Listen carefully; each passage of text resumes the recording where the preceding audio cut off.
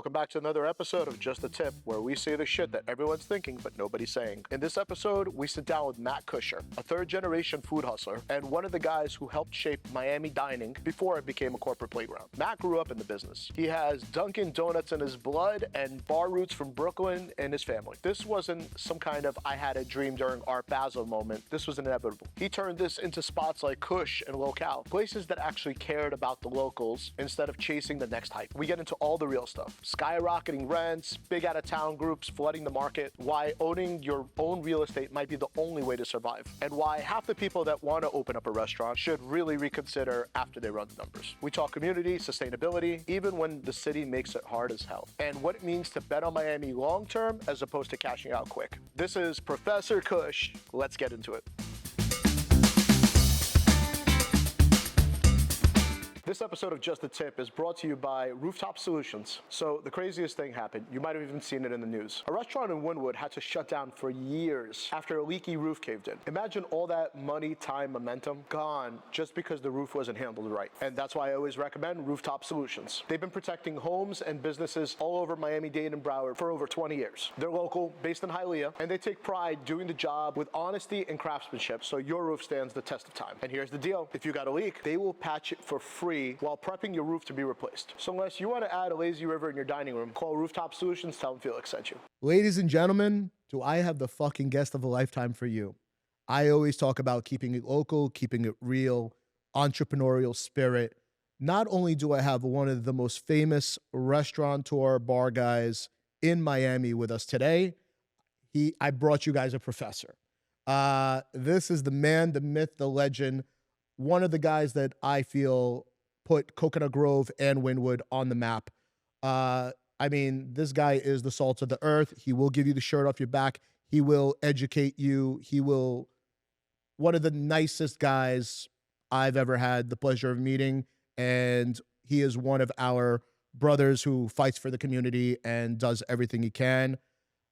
The man, the myth, the legend, Mr. Matt Kuscher. Yeah, I thought you were talking about somebody else this whole time. I was like, shit, no. I want to meet this person. Bro, thanks for coming on. Dude, I've been trying to pleasure. get you on for a while now. You are, bro, you're incredible. Aside from all the projects that you do, aside from being a professor at FIU, helping out the next generation of chefs and restaurateurs, what you always made time for other people. You just don't fucking stop. Yeah. I really wanted to get you in here and really see what makes Matt Kush tick. So thank you so much for coming on. Yeah, man. my pleasure. How do you know all this about me? I want to know. Bro, Who's telling my secrets? bro, everybody in Miami talks shit, that's, but, I know that like a few other guests before, we had, you came from a family of food and beverage. Is that correct? Yeah, so I'm a third generation food guy. My grandfather was a half a wise guy, in Brooklyn, and owned a bunch of bars. And he actually lost his liquor license because he was known to be associated with known mafia. And so he got fucked in the industry. Nice. Did he spend time in sleepaway camp? Or? Well, no, he did not. But he definitely was stealing cars at 10 years old and told me a lot of stories at the end. But he got kicked out of New York, basically, and then ended up opening restaurants here in Broward. So he had a deli called the Plantation Nook, which was in the Plantation in Broward. Right. And then he had like a Mr. Donut, so he had was always in bars in New York, and then, random stuff in Broward. Right. My dad was a Dunkin Donuts. I was born and raised in a Dunkin Donuts, but this was like... That was the rumor I heard. Yeah, this is an 80s Dunkin Donuts. This is not what we know. This is more like Jimmy's East Side Diner. Like, it's a diner with a counter and ceramic mugs. It was when you came in here, you smelled that coffee. Yeah. It was you came in, and then, I did my homework upstairs of the, above the donuts. And, we used to give classes to all the kids at school, like how to make donuts and stuff. So you actually grew up in what? That was in Rockville, so I'm right outside D.C., so I'm from the D.C. area, DMV. And, so I grew up in a Dunkin' Donuts, and then my dad had a cafeteria in a government building, which also I worked at there as well. And so we were always in the food business. I always knew I was going to open a restaurant. If my dad was selling flowers, maybe I'd open a flower shop, but I guess it was kind of in my blood. So at high school, I knew I was going to open a restaurant already. How early did you start learning about the biz? at 7 years old, I was working the register at Dunkin Donuts and doing stuff. So it was never like a question of what I was going to do. It was just like what capacity, because my father didn't own restaurants. Right. It was, cafeterias, they're all very different. Right. But like, even still, like, I had Eileen Andrade on the show, and, we talk about, people who've been in the industry, their childhoods, and, maybe their parents working too much, where, they maybe don't want to go into food and beverage because they see how hard the fucking grind and the hustle was. Yeah. Did you experience that, or did it kind of like... No, I didn't. I think I was too stupid to do anything else. Right. My dad was the era of Time to Make the Donuts, if you remember that commercial. That's my favorite. So when, the phone rang at 3 a.m, what that meant was the baker did not show up, and he had to go leave and make the donuts. And that was a real thing, because back then you had to make the donuts all the time. They had to be fresh. So my dad still has like PTSD from that phone. I guess either I never saw it or I was too naive to it, but I wanted to do it. But I also remember like being a kid with I hear Dunkin Donuts. For me, that was like a fucking ice cream parlor. That was like fantasy land. What did your friends say? Like, yeah, they loved it. I hated it. Right. My brother got to take advantage of it because he was like in high school, so it was 24 hours. So they get drunk and like, get free donuts and stuff. I was probably in 8th grade when my dad left it. So what was your favorite donut? I hate donuts. I hated donuts. Yeah, I like them now, but I like this Krispy Kreme, glazed. Right. But back then I hated it, which is why we invented a burger with donuts, because it was the only way I would ever eat donuts back then. I mean, they had quite the transformation. I mean, they went from like literally the donut shop to becoming the coffee shop, like, and food. I remember, what year was it, like, where like the America Runs on Dunkin campaign? Oh, yeah. Once 8th grade hit, I don't know anything else about Dunkin Donuts. So what year did you come down here? So I went to University of Arizona my freshman year. Oh, shit. So you partied a lot. Oh, yeah. Blizzard of 96. I was like, get the fuck out of here. We won the national championship that year. There's actually a clip on SportsCenter that used to show with me flipping over a cop car. Right. I'll show you later. Oh, my God, really? Yeah. Oh, okay, we're using that for B-roll. Two of my friends got arrested, so I got the footage from the TV stations. So we won the championship. We had a party. We had great times, but I didn't do too well, obviously, academically. And to be honest with you, it was a turning point in my life coming here to Miami, because I flunked out, come home, I'm looking in the mirror, and I'm looking at myself, and I'm like, am I going to be a loser? Like, what am I going to do? Like, it was time to, like, what am I doing in my life? Right. And it really was an aha moment for me. I had a couple of those in my life, but that was a big one, because, flunking out, leaving with 9 credits is not a great place to be. And I wasn't that smart, but still. And luckily I got into FIU. My dad knew somebody at FIU. Great school. At the time, this was 1997, you know, not many people knew about what FIU was. Well, it's also come a long way. Yeah, it was a long time. So it was the hospitality program. And when I went there, everything changed for me immediately. It was like, it wasn't accounting, it was accounting towards restaurants. Everything was towards something that I cared about. So it made sense to want to learn. Was there anybody in the FIU program that kind of like changed your life and, maybe mentored you, or did you just like the overall program? Yeah, I mean, I don't know about mentoring me, but, Michael Hurst, who owned 15th Street Fisheries, was, that class kind of impacted me the most. I still have kind of the notes from that class. Right. There's a bunch of legends there, Rocco Angelo, and who's still there now, which is insane. Right. And the people there now, Dean Chang's amazing, and everybody. Shout out to Dean Chang. We love you, man. Dude, that guy's great. Yeah, Mohammed. I mean, there's a bunch of great people there, but that all shaped me. But really, just FIU changed my life dramatically. So that's what brought me to Miami. And it's funny how things come full circle. Yeah, yeah. Okay, so now you're FIU. You finish FIU. At that point, were you like, I want to be in culinary, I want to be in hospitality? Or? Yeah, so I took a job at Outback Steakhouse. Right. I had an internship there, and that's really where I kind of spread my wings. I was like, oh, this is kind of cool. And I was in the kitchen, I was in the front, and I just kind of loved it. Which Outback was this? This was in DC, because it was like a summertime, from college type thing. And then so that kind of changed it. And when I graduated college, right out of the gate, I got hired from Houston's. Right. So I was a baby, and they taught me everything I need to know. So I moved to New York, lived in New York for 6 years. Yep. Where in New York? I lived in Gramercy. I lived in the Upper East Side, and I lived in Murray Hill. Sorry, nice. I mean, those are all great neighborhoods for food. Yeah, no. Especially delivery around there. It was 21 fantastic. and fun, just bars and running restaurants. Right. It was a lot of fun. Did you ever think that, maybe you want to stay in New York, or? I did, but I knew opening a restaurant in New York was going to be very difficult, especially since I didn't have any money. Right. If I had rich parents, it would have been like, oh, sure, but I don't. So, So I knew that wasn't a realistic scenario.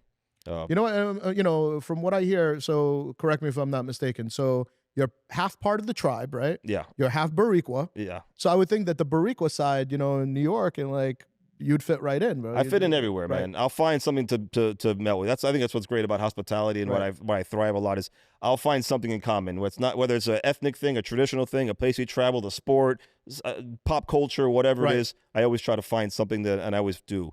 I know how to speak to my tribe. I know how to speak to my Latinos. Listen, last night I was out with Mendine playing some redneck music. He yelled at me. Then we shout out to Mendine, Jose Mendine. We love you, bro. Then we're dancing to Willie Colon right afterwards. You know, I'll go both ways. I think that's amazing. I think that, and again, that's why I wanted you here, because you're one of the few guys in the system now that just keeps it real. You're just like, you don't give a fuck. Like you're that guy, you know? Well, I appreciate that. Okay, so continue. So New York, Outback, all right. Yeah, so I'm running Houston's, for 6 years. I'm running the Park Avenue location. Oh, wow. Dude, that place was fucking monstrous. Yeah, man. city. Yeah, both of them were really, but I was there for a long time. And as much as I don't like them, I respect them tremendously. Well, I mean, if you went through their system, obviously you knew what a finely tuned up machine that was. Yeah, and that's all I knew. Right. So I was brainwashed to do things the right way, which obviously helped me succeed a lot in the first venture I had. Right. They treat you like a number, and they treat you like they don't care. It's boot camp. It's boot camp. So I learned what not to do as well. But everything system wise and all that, they put me on a path that led me to my success. So I gotta give it up to them in that way. Right. And that's it. From there, basically, I always knew I wanted to open a restaurant. Right. So it was really just like, how do I come up with the money? How do I, do all this? And it's very hard. That's one of the hardest things. I think that, obviously times have changed where, for a lot of, it sucks. But now me and you both see people that have money but have no fucking clue what they're doing, And then the guys who you're like, fuck, I wish that's the guy that had the money to open because he knows. And it's shitty, especially Miami. That's, you've seen it time and time again. Yeah. Okay, so now you've done the corporate machine, you've mastered the craft. What's next? So basically, I bet my future on this little hole in the wall in Coconut Grove. Right. And so what year did you come back? Oh, I came back in like 2006, maybe. Nice. And so I was in Coral Gables for 5 years running that store. So 2011, we opened Lokal. Right. And why'd you choose? I mean, for people that don't know, Lokal, Coconut Grove. Lokal definitely, in my opinion, put Coconut Grove on the map for getting something just super cool local. I mean, they've had other concepts that were great, but you were just such an organic concept. Why'd you choose, out of all the neighborhoods, Coconut Grove? And tell me about that process of signing your first lease. Yeah. Originally I wanted to do something in North Miami. I was even looking somewhere on the beach, and because I lived on the beach at the time, and the mentality. And nothing seemed to work out. And when I saw the opportunity in the Grove, I was like, I'm doing something that's like more healthy or more health conscious. I'm doing something that's local. And I realized the people in Coconut Grove actually care about that. Right. And so when I found the location, I was like, oh, wait, why didn't I look here the whole time? Right. This is perfect. And again, when I say that you were so ahead of your time, even like, just sustainability and clean food and like kind of like that farm to table, like there wasn't a lot of that. There wasn't that, and now that Miami's so behind, that I got penalized for a lot of the stuff I was doing. Right. We had a garden on the roof. I wasn't allowed to do that. We had everything I was trying to do, recycling. I used to actually, before we did the recycling contracts, I would go to the recycling to make sure they were actually recycling. Right. Then all of a sudden, they stopped doing recycling, and I had the contract done. Now, is it just because they didn't get it, or was it just too new, or was it more of a neighborhood thing that? Well, that's a political thing, right? That someone's got to care in politics in that scenario. But the Grove was the best thing that ever happened to me. I will say this: I had a moment. I just quit my job for 11 years. I finally raised enough money, which was no money at all, but enough that I thought I could make it happen. And I'm risking my whole life. And it's the scariest thing you'll ever do. And I was sitting there at the time. It was George's. George's in the Grove. George's in the Grove, yeah. And I'm sitting there, and I could see Lokal from the corner. And I see one of my regulars from Houston's, and he's like, oh, what are you doing? And I'm like, oh, I'm opening a restaurant. And I point to the corner. Right. And he's like, dude, you're in the hood. And I'm like, what? And he's like, why are you picking there? And I'm sitting there like, I've already quit my job. Right. I've already you're in it. You are really scaring me right now. And he wasn't wrong. Right. But I was like, why are you bringing this up? And it was really a motivator for me, but also like a moment like I got to fucking prove everybody wrong. Right. This is it. But that's how the Grove was. I mean, I used to close the restaurant with a gun, hand on the trigger, in the pouch. It was that bad back walk then. into my car especially on Sunday, Monday, Tuesdays when the streets were empty. Wow. And it was that bad. Not on the weekends, but I was on the corner and there was nothing there. Right. And the next light on was basically Green Street, Right. you know, which is far away. Right. So it was bad. And so thank you for saying that, because there was not much in the Grove when I was there. Right. Obviously, fast forward 15 years, we're still there, and a lot has changed. $150 a foot is, you know, it's. So let me tell you guys something I see all the time. You take over a second-gen space, you think it's turnkey, but the second you walk in, it's not exactly what you need. Maybe the bar layout doesn't flow, maybe the kitchen's a little outdated, or the bathrooms look like they haven't been touched since the 90s. That's why I tell all my clients, you need to call Brodson Construction. Whether you're building from the ground up or not, you still need the finishing touches done right. Brodson's been local and family-run since 1989. They're the top 1% in Florida, and they've handled everything from luxury homes on Star Island to some of Miami's best retail and restaurant spaces like LPM, Cipriani, Hillstone, Bell Harbor, just to name a few. Bottom line, don't settle for nickel and dime contractors who might underbid the work to win the job up front and screw you over in the end. Brodson maintains integrity every step of the process to build enduring relationships and never exploit clients. So remember, if you're going to build, call Brodson Construction. Okay, so now you are getting press. You are becoming the big swinging dick of cool, you know? So in your thought process, obviously you're in expansion mode. Yeah, so we were busy right off the bat. I was very lucky. You know, a lot of the people from Houston's came with me, and so we have this little small hole-in-the-wall place, local farm to table, and the service is at a level that, you know, is not used to for a size, you know, space this size. Right. So back then, Zagat was the big thing, and I don't know if you, I mean, I'm sure you were, but I used to carry the book around, Everybody highlight did. it, you know, whatever. Everybody did. So I think we got a 27 on service, and the fact that I was listed in Zagat was a major deal to me, because I wasn't doing something that's like, you know, chefy. Was that your first time be like, wow, we made it kind of thing? Yes, that was the first time to be in there. And then to get a 27 on service, which was basically competing with the top restaurants in Miami. Right. But I had all this great people from Houston's, and me, you know, it was a small place, and we were given really over-the-top, unreasonable hospitality type service. So what had happened was I had brought a guy with me, David Rodriguez, who had opened Union Craft Beer Store. He was my first employee, and he was really getting into beer at that time. Right. And I did not know as much, and I was smart and lucky enough to kind of give him free reign. Right. And he put our beer program on the map.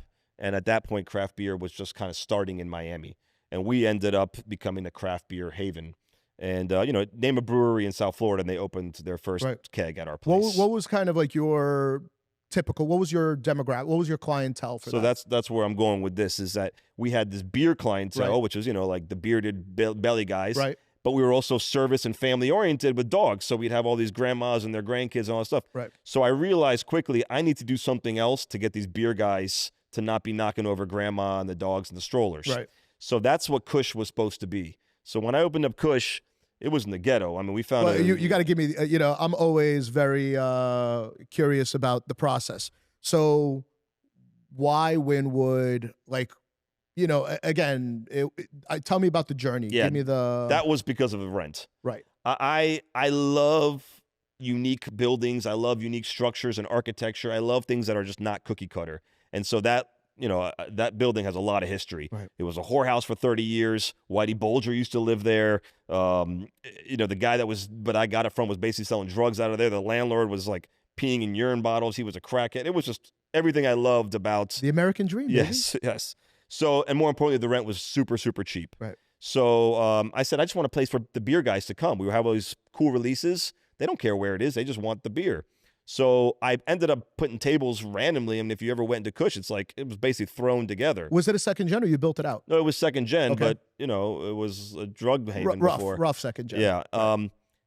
So signing the lease wasn't like signing a lease with a corporate company. No, I was signing it with a crackhead, you it's know, pretty much on a napkin kind of thing, right? Completely. Right. Which, you know, is good and bad. And there's lots of goods and bads with both. You got the don't bother me price. You got the if anything happens. Well, that's for sure. All my leases are whatever happens is on you. Right. But I also got he would text me at 4 a.m. because, you know, he was staring at a camera and there was someone going to the trash or something. I don't even know what he was a crackhead. Right. But I just wanted the cheap rents. You know, they found a dead body. Like I said, the week before we opened, there was a dead body in the back. It was just a lot of crazy, crazy stuff. But it was a beer place. But then I said, you know what? I know food. Why not serve food. I mean, Right. let's just do the food. And if I'm going to do it, let's do it right. Right. And like immediately it became like the hottest restaurant in Miami when it was supposed to be kind of just a beer place. I remember when you opened up, I mean, you were every public, New Times, you were in everybody, you guys were the cool, grungy alternative to the fancy, Sure. vibe dining, whatever it is, And, I remember first time I went in there, I remember sitting outside and like even seeing your menu, it was so not like everything else. Who kind of came up with the menu for it? yeah, I mean, listen, it's all collaborative. It's either me or people around me. Right. I have an environment with my staff that if whoever has the best idea, let's just go with that idea. Right. So if my dishwasher wants to come up with a menu item, fucking let's do it. Right. But there's no team in the sense of it's me, my wife, whoever's working for us at that moment. I've had great staff that's been with me 10 years, 15 years, and they've all been part of that journey. So when you ask me that, I don't know who specifically, but I'm Right. sure it was me or a spider web Right. of something in that group. Yeah, Kush was an instant success, and we got all the accolades. And I'm sure then you're being, I'm sure a lot of landlords are courting you after that and calling you. you know how it goes. When But you they need also them- don't really understand the product. Like, hey, why don't you put this in my shopping mall? Or, Right. I would never, and this is no offense to you. Right. If there was a realtor, I wasn't interested. Right, of course. So I was looking for spaces myself. Right. I'm trying to find hole in the walls, and I saw second generations that I could find that didn't have a for sale, Right. for rent sign, or Right. it was landlord. And that's all my spaces were Right. like that. And yeah, so whatever, it was a success. And after that, yeah, people were courting me, but I kept doing the thing. So at that point, I found Spillover. There was an abandoned restaurant at that point. We could talk about Spillover, but I would love to talk about spillover. the reality was Spillover was, I thought I was the smartest guy in the room. Right. I thought that if you had long leases with low rent, that was the game. And I did it with Lokal. I did it with Kush. I did it with Spillover. I did it with Stevens. Everything else I did was a management deal that had little low risk. So I thought I was the smartest guy in the room. Well, listen, I mean, you can't be hard on yourself either because at the time, you were catching fire and, I don't think you were really looking for exit clauses and. Well, I did the math of how old I was going to be when the leases ended. Right. So I did to some degree think about it like that. But, for Spillover, my lease ends in 2040. Right. And I think my rent in 2040 was under $9,000 a month. So, I knew strategically, like, I'm going to make this happen because at the time I was off the beaten path. Right. Now it's caught up. And what Spillover taught me and taught me with the rest of my concepts is that it doesn't matter what kind of lease you have. And this is the biggest lesson I want everybody to know. It doesn't matter how good your lease is, how strong your lease is. If the other guy wants to kick you out and he's got more money than you, they're going to make it happen. Because listen, $9,000 in Coconut Grove in 2040, I think it makes way more sense for them to just fucking throw a ton of money at lawyers. Yeah. Because they'll still be way in the black. Yeah. After they get you and out. that's exactly what happened. Right. And once that happened to me, it was a very pivotal moment for me because my whole thought process changed. The romance of the restaurant died. It was like stealing one of my kids. It was like you put all this money and energy and effort and I'm very detail oriented. I pick my own music, every Right. decor, every food item, everything has my touch on it. Everything has a story. Even if it looks stupid, there's a story behind it. And so when they rip that from you for no reason, when it were about to explode because Coconut Grove was finally opening up after Cocoa Walk construction, and they stole that from me, I had a pivotal moment in my life when I realized I can't do this landlord thing anymore. I need to buy the dirt. Right. And so since that moment, every decision I've made is based on that. And so I prided myself on never closing any restaurants. I said, you know what? There might be better chefs or better this out there, but none of my restaurants close. When one was closed and ripped from me when it wasn't supposed to, I said, I'm changing the game. And that's kind of where I've pivoted now because now I bought the building in Wynwood, which is 10 affordable apartments. Mazel tov. Yeah. Obviously we're going to reopen Kush this summer, which is super, super exciting. You can do it a second floor, right? No, well, we talked about that at Right. one point, but now the second floor is affordable housing. Amazing. So I have Okay. 10 apartments upstairs. I have a little retail space. I'm actually looking right now for a little bar. I'm trying to give someone an opportunity to do a little bar setup there. Amazing. So I bought another space in Coral Way. I was going to put a Kush concept there. And I started running out of money in Wynwood, so I got another great idea, which was, why don't I try to find young chefs that don't have money, that need the help, and I can hold their hand during this whole process. So I met with Juan from Ophelia. I met from Eduardo from Wolf of Tacos. Yep. And I ended up meeting with Johnny and Richard from TBD, To Be Determined. And those great TBD guys. is a great place. One of my TBD, favorite right. restaurants. Super, super hungry, super talented. And basically what happened was I kind of gave them a ready plug-and-play place, no key money, make it happen, and I'm here to hold your hands. And I realized I had an advantage that no one else had. I'm becoming a developer, but I'm in operations. Right. So I think like an operator. I don't care about making extra money. I know that if they win, I win, and money's not going to make me happy. So I did it with TBD. They're doing great. I love it. I did it again in the Grove with the Sea Poppy. I'm going to try to do it in Wynwood now. So now I'm just buying real estate that I can put a Kush if I have to, but I'm going to try to find those young entrepreneurs that are looking for an opportunity that I never had and try to make them be part of their journey. That's funny. We're actually doing the same thing right now in North Miami. But, is that right? We'll have an announcement coming soon. All right, cool. But so we should definitely talk about that. But how does it feel now in terms of like flipping sides, like flipping from the, again, you were the one that was on the defense. Like you're the one that has to deal with the lawsuits and the evictions and spending money. Like, how much did that impact? I know that like turned you off on everything, but in terms of, is that when you literally when it switched in your head, like I want to be on the other side? Or well, I don't want to be on the other side. I want to be in the middle. Right. So like there's nothing more exciting for me than opening up Kush. And I cannot wait. Like there was a point where I had 350 employees. Right. I didn't know. That's fucking nuts. Yeah, I didn't know everybody's names. Right. I didn't know my guests. It was kind of like, it was cool walking in saying, oh yeah, but I lost my passion. I'm dying to reopen Kush and kind of almost start from scratch, but knowing that I can be there for 50 years if I want to be there, as opposed to, I have a 10-year lease or whatever it may be. I cannot wait to start over again, reopen that place, kiss babies, make connections, and kind of, it's almost a brand new neighborhood, Wynwood, especially where I am. I'm just very excited for that. So I don't think I'm switching sides. I think I'm just much more secure. Well, I mean, speaking of that, let's talk about another maybe bump along the road. COVID. So how did you learn to, because I remember, with everybody else, everybody closed. How did you learn to pivot during COVID? Yeah, I mean, COVID was different for us, obviously, because we were open to some degree, so it wasn't as bad. But COVID killed a couple of my businesses. Hialeah had what I thought was one of the coolest bars in La Cocina. 100%. And it was packed. We were doing, packed for Hialeah. We were doing $7,000 on a night, which, considering where we were, and it was great. Well, again, also Hialeah then isn't Hialeah now, But even, we were in a warehouse district, so it was great. We were getting cool people. Once we closed, we never got that business back ever again. It killed my Vicky's house. And so it killed a couple of my businesses. But, listen, nobody knew what they were doing. Everybody was guessing. Right. And the reality was that we were open, so we had some great years afterwards.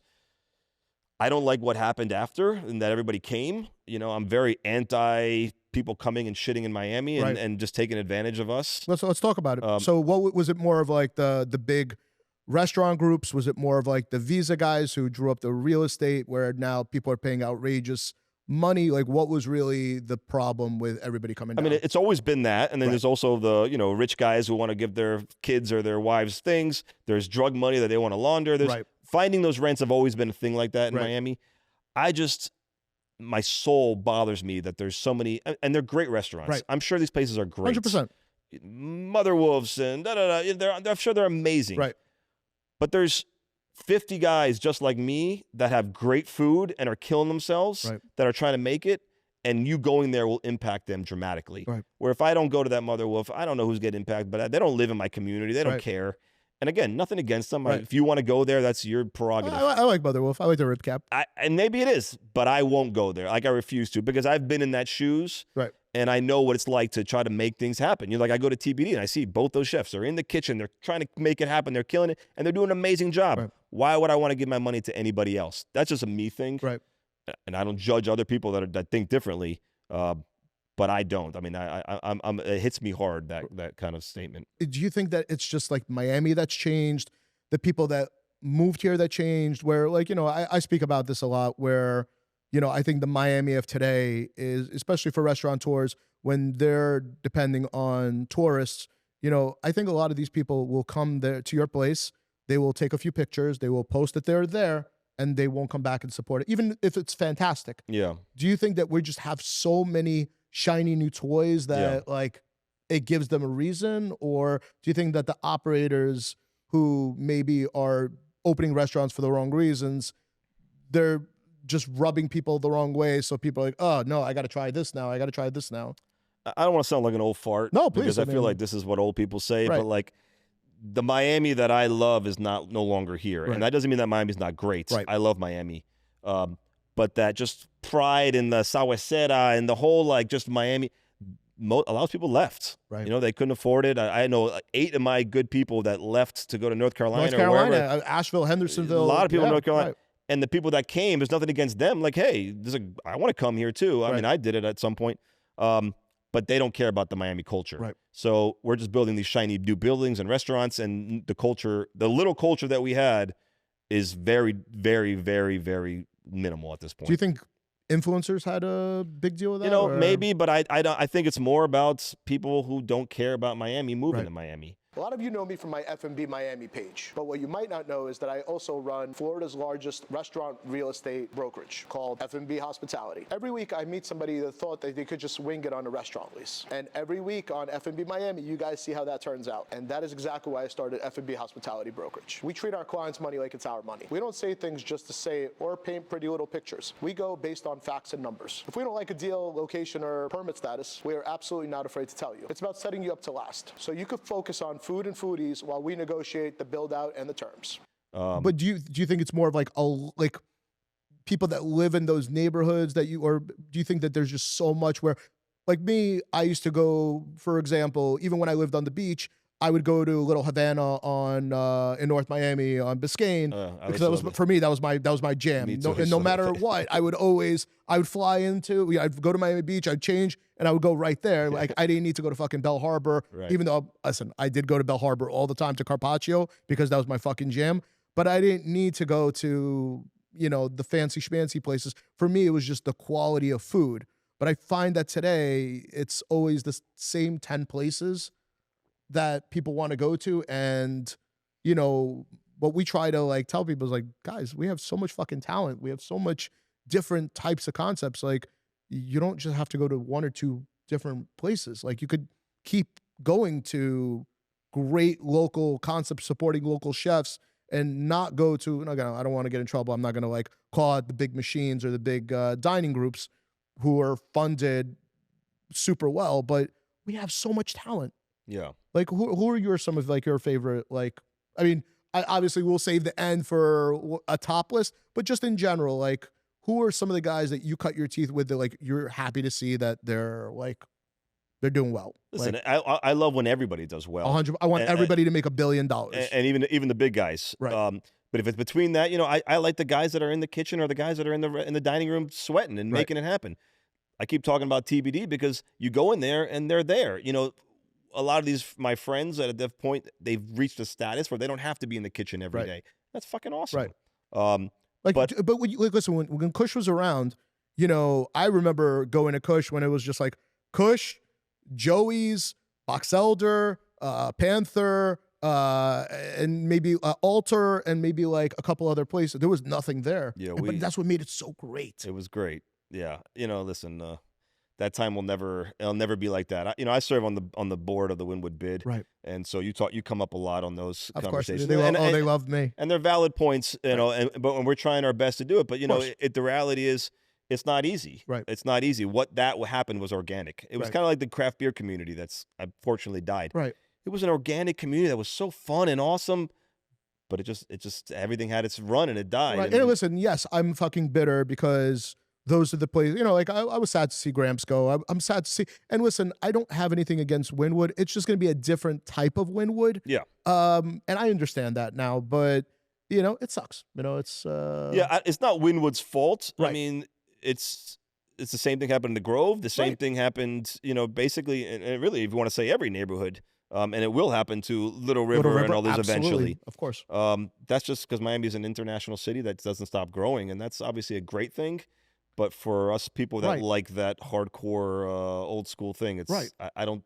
But like for even operators or guys at FIU, dreaming about opening that dream space, like what do you do with these fucking rents? Like, where do you go? You find hole in the walls. I just went to a restaurant last night with these chefs, and it was on 120. It was right next to Billy's. Shh, don't tell people. Yeah. Don't give away the secrets. And that's not my hood. I don't go in that area, but it was in a no, little... there's like Katoa is great Yeah, there. we went to Katoa. Yeah, it was a little hole in the wall there. It was obviously great food, and she was doing great things. Shout out for Chef Alejandra. She's great. Yeah, but you can, you can find those spaces, and if you do great things, listen, Boa Day, you could find those spaces. Boa Day, I think, was a takeout Chinese restaurant. Like I looked at that space actually. Really? It was like $75,000 key money. Yeah. I remember that back in the day. I don't think there was key money, to be honest. Really? On that one, this one I was looking at. That was a good one. one. But again, it was rough. Yeah, that's a risky move, or you don't have any other options, and you took it. And good for them that they made it happen. That's amazing. 100%. But that's what you have to do. Is there's still going to be always hole in the walls. Listen, Miami's huge. You go 3 blocks in, and you'll find something. The question is, will the guests come? I don't know. But in terms of like paying the rents, and obviously you still get good deals, but you're paying a little more. Do you, as an operator, see like what your projection in sales is? It still that under 10% number for rent, or because people are taking big fucking risks in Brickell, and like 30% of their sales go into rent, 40% of their, like, I'm the wrong person to ask because I've never paid for rent. I'm always off the beaten path. Right. In Grove, I was off the beaten path. The Wynwood was off the beaten path. Grove again. In Hialeah, I was paying $2,000 a month in rent over there. Right. But I was in the middle of nowhere. So, I always said, like, if you build something great, they'll come. And so keep your overhead low. But you've also seen a lot of people that, like, you knew when they signed that lease, and you heard what, you knew immediately if they were going to make it or not. And not only that, like, I try to, and I tell this to anybody who's listening, I help so many people all the time. And people come and ask me for advice, and I encourage them to do so. Before you sign a lease, please call me or somebody like me to oversee it, because I hear some of the things you're saying with these guys signing, and it happens all the time. It's nauseating because they don't have a chance.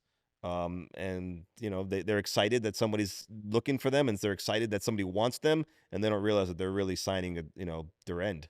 So how do you adapt? Now you have Kush coming back. We're all super excited for it. I think a lot of people are very, very, very excited about it. We're going to fucking party hard. But like, all right, so now you're coming back to a different type of Wynwood. Oh, I never look at it like that. I look at my 4 walls, and I think if I do something cool in my 4 walls, then they'll come. I don't look about it like in any other way. But you also, a lot of people are like, oh, well, Kush did well. I'll go on North Miami Ave and I'll do great, and I see some of the places like, oh, fuck. Like, like around the 20, like upper 20s, you're like, right away, like, sorry, guys. Why, like, what did you see where you went that other people didn't? Like back in 2014? Back in 14 and now, like, you're obviously doubling up, and you invested a lot more on it. So. Oh, yeah. No, I've doubled down on myself, though. Right. If that was anywhere, I would do it. But I do love what's happening in Wynwood in my area. There's like 1,500 apartments being built in a block with me. Right. So it's a totally different neighborhood. And now we have the Arts and Entertainment District, and, which is great. I think it's all fantastic. Yeah. No, I love what's going on around me. And listen, right now Miami's becoming a lot of sub-communities. Like you live in North Miami. I'm sure you don't leave North Miami too often. And if you do, it's for work or a restaurant. Right. And that's everybody. Like, if you live in the Gables, you live in whatever, Midtown, Brickell, you stay in your neighborhood. Right. And so I'll focus on those people that live in that neighborhood, and then the people that want to venture off. Do you find that people are still like, let's go into the operating part of it, like the costs, and, because costs are up. What I try to tell a lot of operators who are planning on opening, like, guys, whatever you thought was the cost of something, like, you better have a reserve. For anybody that's opening a restaurant, what do you kind of like warn them about in terms of costs or things that they might not expect that will hit them? Well, it's always been, and this has always been like, this is have at least 6 months rent in your bank account before you open. And if you don't, you put you're putting yourself at risk. Right. That's the biggest one. And then, second is, I think entrepreneurship is the greatest thing in the world.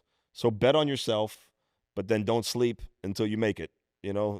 I used to have towels in my office, and that's where I would go to sleep in between shifts. I would just sleep in my office on the floor on a bunch of towels, and that was what it was until I made it.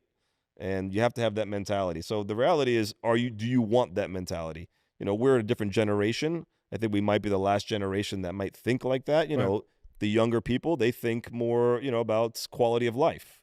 I didn't know what quality of life was until the last 10 years. So that's the advice is if you want to make it, maybe quality of life shouldn't be your Right. focus. Well, I mean, listen, we spoke to, another brother who, came into Wynwood same time as you, Zach the Baker. The guy had a fucking stroke at like 32, 33 years old. Yeah. Because, did you ever have that, that boiling point between everything, between the locations, between staff, between just, because now you're a grown up, right? You're a dad, you're, did that ever hit you, or were you just always still looking past all that and on the go? No, I was always looking past. I think if you have a great partner, my wife is great. If you have someone that's going to be there with you during that process, during that time, that does a lot to help that scenario. But I've also been very blessed. All my restaurants did very well. Right. And the ones that closed were strategically closed or forced, through lawsuits and whatnot. And so I was always looking 10 or 15 years ahead in every process. And so because of that, like we were having a conversation last night and I was talking to these guys about where they should open. These guys are 27 years old. Right. I'm 47 years old. I speak to them every day and I'm like, what the fuck are you guys doing? So I'm telling them, you're going to sign a lease, you're going to do all this stuff. You're going to wake up and be 47. Right. I think I'm 27 still. So you're going to wake up.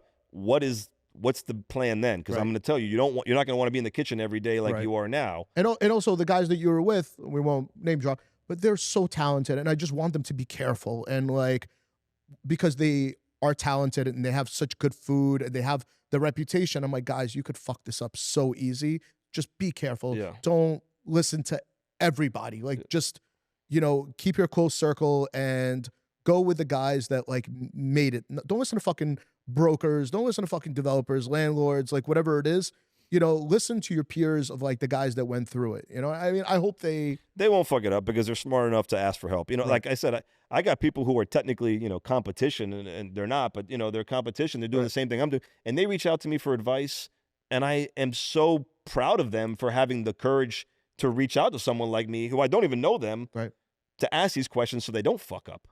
And, that to me is what's going to make you successful. And, these guys last night, when they're asking the questions, to me, they're going to make it. I love those guys. Yeah. They're so, I mean, I worked with them a little bit. I remember first time I brought them into their space, their eyes, because the setup that I had for them was the Ferrari of equipment and the same thing, no rent. And they were just watching that, fire in the eyes and watching them so excited and motivated. It was even when you advise somebody, kind of gets you off, seeing that passion and you're also part of it. So for you, you feel part of their success Right. without really the risk of the work, which is the best part. 100%. But you are helping them with 100%. advice and with support. Well, speaking of advice and support, I'm dying to know when was Professor Kush born? Oof! And by the way, you're supposed to be addressing me as Professor Kush this whole time. I'm so sorry. I'm just it was a rough night last night. Yes, I know. For me too. So how did that start? I'm a proud FIU support Absolutely. alumni, Always. as I told you. And you always support. You've always gone on. You know what happened? I think was UM started asking me to do entrepreneurship guest lectures and stuff, and I started doing them. And in my head, I'm like, why is UM asking me and FIU is not asking me? It was what's going on here? Right. And I'm proud of FIU. So I think I said something, and it got back to someone over there. And then they reached out to me, and I did a couple of guest lectures. And then I just said, put me in, coach. Use me if you want. And Dean Chang is a great guy and smart enough to say entrepreneurship is where this school needs to be going. Absolutely. And I love what he's doing. I think that right now, in my opinion, FIU has one of the best hospitality programs, period. Now they launched the real estate side, and they have so many collabs, and obviously they work with Sobe Food and Wine and Southern, and they just have so many different relationships. I don't think even the fact that they brought guys like you in, who actually became a professor, guys like Grutman, guys who really are local boys. To Gabe, I saw Gabe. Yeah, came, Gabe's a professor there. Yeah, and also kudos to you for bringing in the type of guests you bring in. Yeah, because those guys really are the masters of the craft, and you really bring in the best. So I always tell people, listen, if you're gonna go to a hospitality class, make sure you go to Professor Kush, because the guys that he brings in, they've been through all of it, and they are the best. So yeah, I get great. Everybody probably doesn't want to take my phone call because I'm either asking them to do an event or teach my class. But you guys are fucking up. Yeah, you guys are fucking up. Don't answer my phone call if you want. I tell my students that I hope they understand that every entrepreneur out there would love to be in this class in Miami, because the guests have been amazing, and you came once and you were awesome. I was the greatest guest of all time. You were great, and people did love you. But I mean, I bring all aspects. I don't just bring chefs and restaurateurs. I bring PR people. I bring business people like SBA people. Right. How to get money. Basically, the whole. I got my GM, my construction guy there, my GC, my architect, so they understand how to build a restaurant. Right. But also, what I like about the way your style, the way you teach, is that it's not boring. It's not like, dude, you grind it out with your students. You like, hey, listen, and I like the way you like put them on like, hey, how do you lose money on this? How do you lose money on that? Not just like going by a textbook to see if it's, you put them in real life situations. Yeah. And I don't think that a lot of educators do something like that. So you really do bring that school of hard knocks in. Yeah, they give me the flexibility, I think, to do probably a little bit outside the box, because that's obviously what I'm bringing to the table. And I give them the negatives. I definitely don't paint a rosy picture. I mean, everything is about, that's what do I love you want to about do this? Right. And the funny thing is when I start the semester, half the class raises their hand, say they want to open a restaurant. Halfway through, that goes down in half. And then by the end, the other half that didn't raise their hand, half of them raise their hand that they want to open up. So you can kind of see the kind of, they are scared, but then they get excited about all that. And it's because they get people like you and other restaurateurs that come in there and they get excited about, right, this could be my life. Right. And then they see those relationships. And like I said, we've had great speakers. All my friends and contacts has been awesome. But I love it. But my proudest thing is to be a professor there. Tell me about like, how was it like when you first started and giving your first kind of lectures, as opposed to, are you comfortable now? Are you, like, honestly, it's just like here. I'm just talking about myself. So it's the easiest thing in the world. right. So talking about myself, I could do that all day But also, long. I've never seen an educator, professor be as honest. Like when I was in your class, like hearing you speak about the no sleep and the trials and the tribulation, you were fucking uncut and raw. And like, I think that's why everybody appreciates you as a teacher, is because you make them feel it. You give them anxiety and that stress of like, hey guys, this is what, get used to this, Yeah.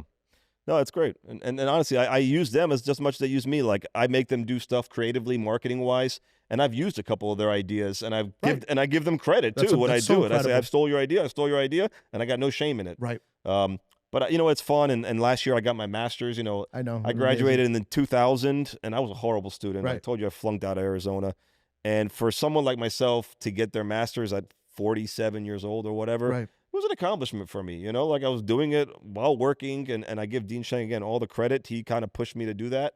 So, having a family, being part of 2 charities, being on another board, running a bunch of businesses, real estate things, 2 little kids, and then getting my master's was kind of a big deal. So I was really proud of that. And now, like, I actually am Professor Kush, which right, is now I got to get my doctorate, so everybody's got to call me Dr. Kush. Like that's. I was gonna ask you that. Like, are you gonna do it? I think you should. I think in a few years when I settle down with all this stuff, just so that like my family has to call me Dr. Kush, right, I might do it just for that reason. Yep. But we'll see. I don't know. We'll see. Look, as a business owner, I'll be real with you. Running my brokerage takes all my time. And in Miami, if you're not showing up online or on social media, you just don't exist. That's why I've worked with Sage Marketing Studios from the very beginning. Website, social, even this podcast. They're the ones behind the camera. Building strategy, keeping it consistent, and making sure my brand looks like it actually belongs in the city. So just a tip. Stop having your cousin post blurry iPhone pics once every 3 months. Hit up Sage Marketing Studios. You can find them on Instagram at socialmedia.sage. And tell them Felix sent you. So what does the future hold for Professor Kush? Honestly, so it's very simple. My future is Wynwood. Like, I want that building to be there for 50 years. I want Kush to be the most rated, Yelped, whatever you want to call it, restaurant in Miami, where people just go there as a neighborhood place every day, like a Flanagan's type vibe, in the sense of you don't even think about going on a night out. It's just where you go. Right. And that's my goal, to do that for the next 50 years. And since I bought the building, I have a rare opportunity in Miami to kind of do that. I look at myself like a historian for Miami. I try to look at the beautiful things that we overlook and try to make them kind of forefront. And so my future is that building. Once that building is what it is, basically nonprofits, teaching, and more real estate deals where I could put a Kush or help a young entrepreneur out, which is even more important to me. You know what, bro? The world really needs more people like you. Seriously, it's really amazing and incredible, man. Dude, I want to thank you for everything. But before you leave, Professor Kush, I got to ask you a top 5. Oh, you know what? Let me do one more thing before we get there, because Let's do it.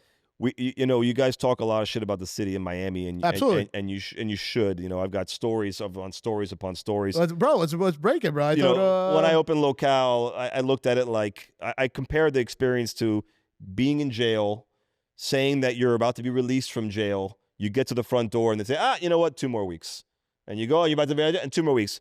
And when I got my certificate of use for the first restaurant, I sat in the car, looked in the mirror, and I cried like a baby. How long did it take you? At that time, it took me 6 months for a second generation space, which was 15 years guys, ago. 6 months, and this was back then for a second generation space. Second generation space does not fucking mean move-in ready. Yeah, but that was me in the city every day. Every day. They got to the point where they were like, I'm so sick of you, just give me your hand and Right. go. And now 6 months would obviously not even be close. But I want to tell people who are listening that there are a lot of organizations that you can take advantage of that have funding that can help if you do it the right way. You know, I'm working with the Omni CRA right now, and they've been amazing with me. The DDA downtown, they have funds for people who take advantage of them. The Wynwood bid and the Public Trust Fund Benefit Trust. I know it's hard because you're running an operation, so people don't have time to do this stuff. But if you need funds or you need opportunities, they are out there to take advantage of. And you guys should definitely take advantage of it. And it's free money most of the time. So I just want to give that shout out because a lot of people don't know about it. No, thank you. Thank you for that. Absolutely. But anyways, 5 top, what are we doing? So, no, I mean, since we're finishing with that subject, any other advice that you give for people to be ready, opening in the kind of, How long is this session going to be, man? So here's my good one. Friends and family discounts. What that really means is add 10% to their bill. Got it. Okay? If you're going to open a restaurant, I love the concept of you go to your friend's place and there's a chef and they send you plates, and it's a beautiful thing and it is cool. But the reality of it is, unless your friend's working at some, hotel or some corporate restaurants, I'm just against that in every possible way. I refuse to get free stuff. I'll pay 100% of the time because it's hard to make money. I don't want your free shit. I mean, do I want it? Yeah, my cheap ass wants it, but I want you to succeed. Right. So when your friends come in, charge them 5% more. Don't give them a discount. If they're your friends, they'll understand. If they're not, fuck them. They're customers anyways. And, obviously you want to treat them well, but not if they're looking for free shit. 100%. Um, What about in terms of opening, in terms of the environment that we're currently in, where everybody thinks that, everybody's making billions of dollars and, what is the reality of, the city of Miami right now? Yeah, it's funny that everybody thinks that the restaurants are making money right now, Right. and I don't know one friend of mine that is making money. Right. I actually don't. I mean, maybe they have a few restaurants and some are and some aren't, but I don't think anybody's making money right now in the restaurants. So I'd be very careful and very low overhead if you're going to do anything. Why do you think that is? There's a million reasons. I mean, insurance has gone up 4 times in the last few years. Obviously, cost of goods has gone up, labor's gone up, rents have gone up. And the reality is just the competition is just insane. I don't even say competition. There's 75 more restaurants in a neighborhood that doesn't need them. Right. So in Coconut Grove, I used to be the only restaurant on one half of the block. Now there's 7 restaurants on that half of the block. You cannot even squeeze any more restaurants into, because everybody wants to be there. So that's great. And I'm not competing with a taco, a French, and that's fantastic Right. if you're a consumer. Sure. But I don't see the longevity in this at all. Which is, again, why I'm doubling down on buying the real estates and being there for 50 years at Kush or longer. Because if you don't own the real estate or have some level of that, I don't see how this is going to work for a lot of people. At what point do you think the developers have to be like, oh, shit, maybe we fucking went up a little too high? I don't know. Ask the people on Lincoln Road.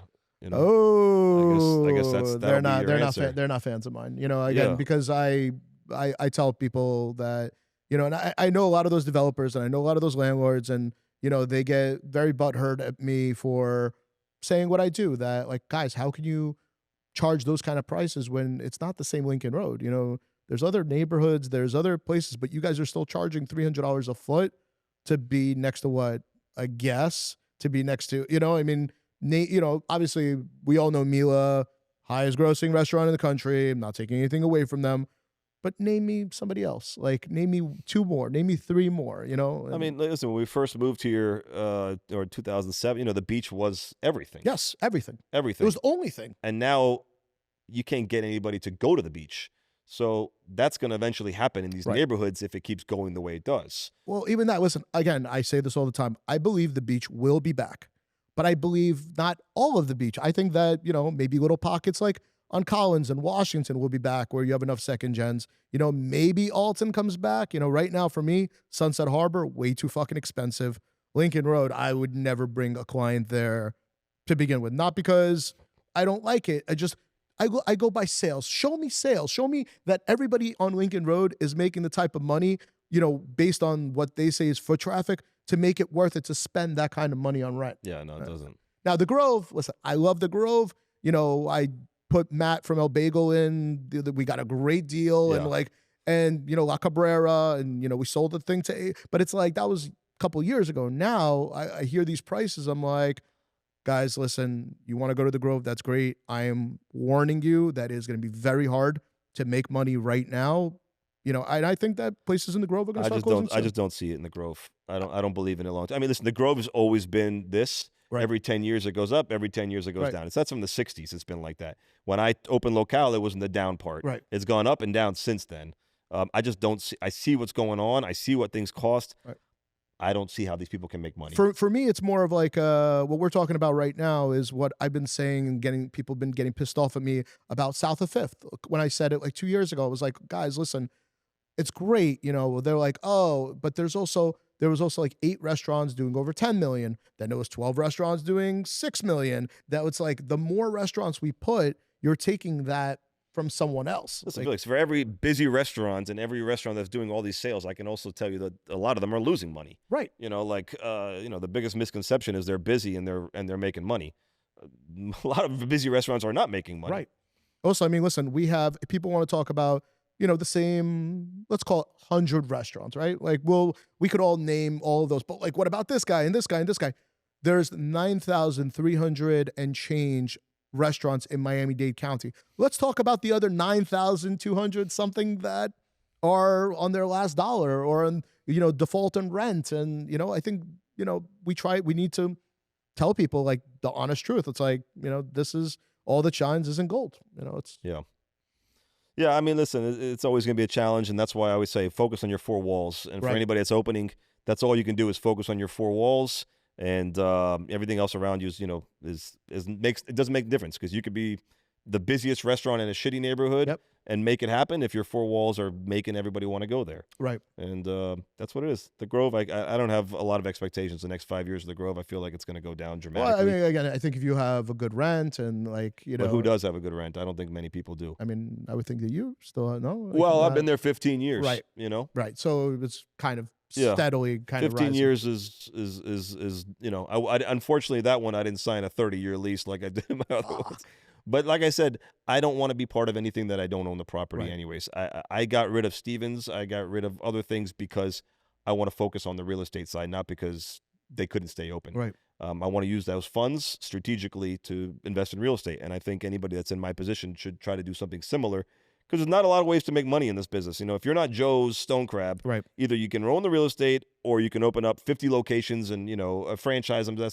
Besides that, there's not too many long-term strategies for restaurateurs. I mean, what, in your opinion, what's the future of the Miami hospitality scene look like? Well, it's always going to be here, and there's always going to be young, cool people doing young, cool things. So I'm not scared of that. Right. You know, who and what they are, it's up to everybody else. But like I said, if you don't own the real estate, longevity seems very difficult. You'd have to have a very, very understanding partner or landlord.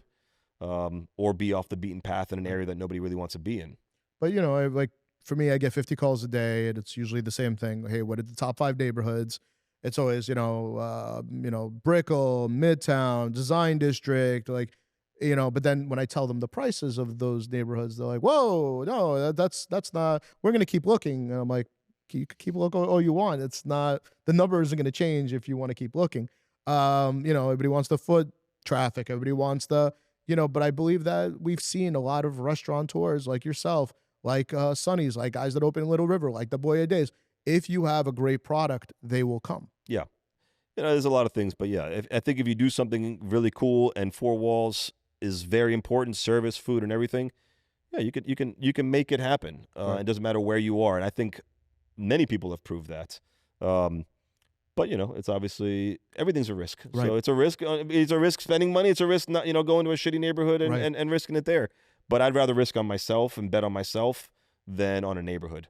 Well, I'll bet on you all day long. And speaking of betting, I want to bet on you telling me what are your top 5 restaurants to, let's make it interesting. I've done this one before, but we'll do it again. What are your top 5 restaurants that you like to go with your kids? Okay, so my kids, my number one restaurant with me and without my kids is Jamonteca on Miracle Mile. What they do there with the jamon serrano is amazing. My kids eat up that shit all day long. Love that place. Great operator. And if you haven't been, if you want a real Spanish experience, they have manzanilla there. They have everything that's just fucking awesome. They love to go to Graziano's Market and the Gables as well. They just love that guy. Listen, I got to give it up to Graziano's Market. They just do it right. They're OGs, yeah. Yeah, the restaurants are good, but the market is just... What are your favorite things there? I mean, we just get steak every time. We get the vacío and the centro, but it just seems so welcoming, and they do a great fucking job. What do we got for number 3? For number 3, when my kids have birthday parties, their friends over, I guess I always get Miami's Best Pizza.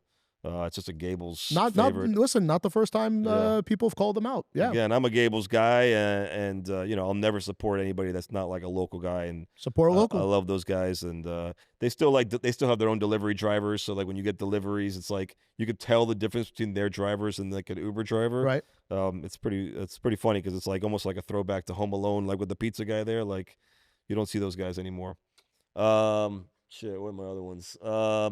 Well, TBD, I love taking my kids there because solid choice. Yeah, that's where I try to get them to elevate their experience. So I try to go with them individually so that they'll try stuff. And since our menu changes all the time, I always love supporting those guys. My 5th one is, these guys. If you want to know how to make it, this is the definition of making it is tropical Chinese. I mean, hands down, best Chinese in Miami. I mean, it's been there 30 years, and it's packed. And it's generational. It's like I think it's the Chinese version of Joe's. Like it's packed, right? Like I don't know how much money they're making, but they're making money there. They're definitely we should be taking notes from them and finding out who we can. And it's funny. I used to do the Captain Kush. Like I used to run around town and go to my favorite places, dressed up like like the superhero idiot. And I love that guy. Yeah. And I would go to places, and sometimes, they don't know who the fuck I am. Right. And I went in there, and I thought they were going to be like, get the fuck out of here. Right. They loved it. Right. And they didn't know who I was, and they loved it. And I thought that was really cool because I did not expect that from them. What are your favorite things at Tropical? I like the dim sum. Like, what's your... I don't know what they call it, but their version of the Grand Marnier shrimp. I forgot what they call it, but the Grand Marnier shrimp, that shit's fucking good, man. It's just crack. The soup dumplings is what my kids eat, all the time. But honestly, I like to switch it up too because every time I try something new, it's good. Yeah. Listen, I'm sure if you're like an authentic Chinese connoisseur, it's probably not the greatest food in the world. But from Miami, it's what we got. Right. And it's solid and it's great and it does what it does. I had a guy from England coming and ask me about Indian restaurants, and I'm like, listen, I can tell you my favorite Indian restaurants, but if you're from London or New York, you're not gonna like it. But this is our best. And Tropical Chinese, I feel like, is us. I think hands down. Yeah, and I got to give them credit where credit's due, and the Peking Duck. We need more places like that because we don't have enough Chinese down here. Yeah, you got 163rd, and then you got that little area, about down there. Right, you got to go to Broward if anything. Yeah, well, Broward's, and Alex Cook has got that amazing restaurant. Excited about that. Yeah, and he's doing a great job up there. He's doing great. What else? Are we done? What are we talking about? I think that we're now wrapping up. Unless you want to, bro, we can keep going. I don't know. You want my social security number? What are we doing here? I mean, we'll save it for next time. Well, listen, dude, thank you so much. Honestly, we got to do this again. We need the follow-up. I can't wait for Kush to open. And And just wanted to thank you for everything you do for the community. Thank you. You really are you are the man. And I really do look up to you for everything you do. So, thank you, bro. Keep doing what you're doing. Give FIU a big what's up for me. And can't wait for the next thing Professor Kush has in store for us. Yeah, those are great compliments, but it's right back to you. I mean, what you're doing for the restaurant community is huge. Appreciate you. I think you're educating a lot of people that need it, and I don't know if you get that credit enough, but those compliments go right back to you. And I'll come back on the show as long as you come back to my class at FIU. And then anytime. All right. Well, I appreciate it, man. My Take brother, care. thank you so much. Be good.